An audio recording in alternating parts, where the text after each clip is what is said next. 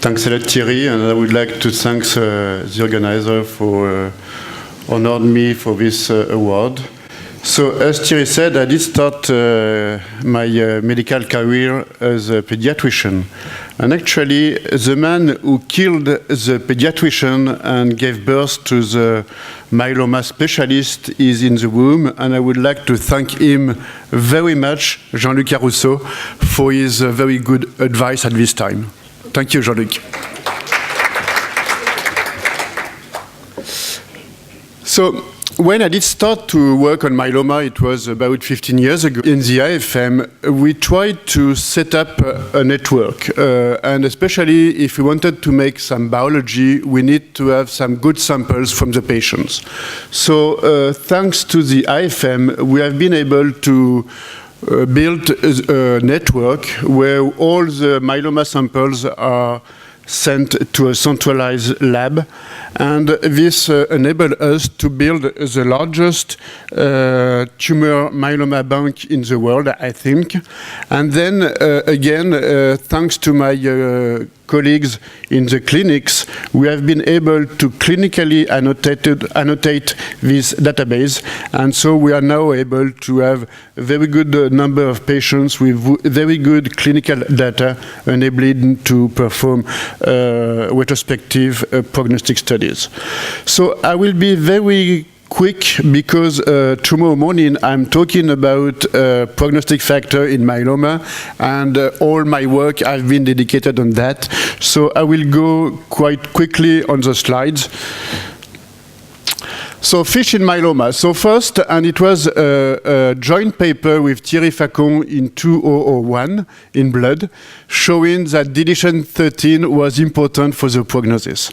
Unfortunately for him, this paper is not cited anymore because deletion 13 is not really important nowadays in the prognostic of myeloma, because it is very, very often linked, associated to the translocation 414, which is a real independent prognostic factor, and especially also with the deletion 17p, where you can see here the median overall survival of this patient is only 2 years.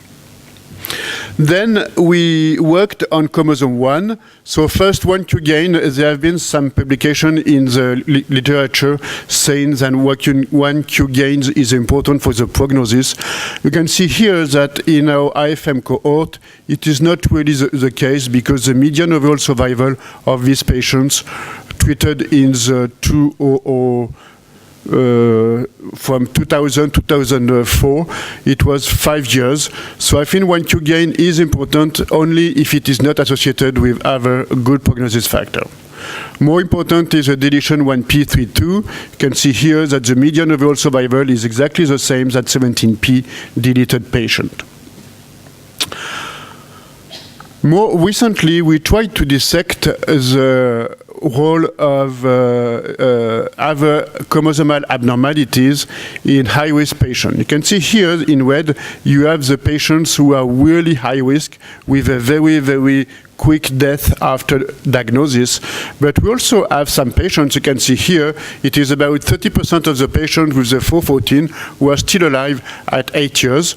Or here it is 15% of 20% of the patients with 17p deletion who are still alive at 8 years. So definitely it is heterogeneous, and we tried to understand why. And by using SNP array, we did show that some trisomies are important, and especially the trisomy 3 and 5. You can see here the patient with 414 without trisomies, and in orange here you have the 414 with either trisomy 3 or 5, and you can see that the prognosis is exactly the same than a patient with standard risk. It is almost the same for 17p. Here you have the 17p without trisomies, and here you have the 17p with trisomies. It is not exactly the same than standard risk patients, but it is better than without trisomy. And surprisingly, we found that another trisomy, trisomy 21, had a totally opposite role. And you can see here, 414 with trisomy 21,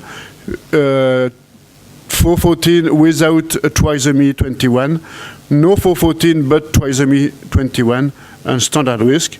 And the same year, 17p plus trisomy 21, 17p alone, trisomy 21 alone, and none.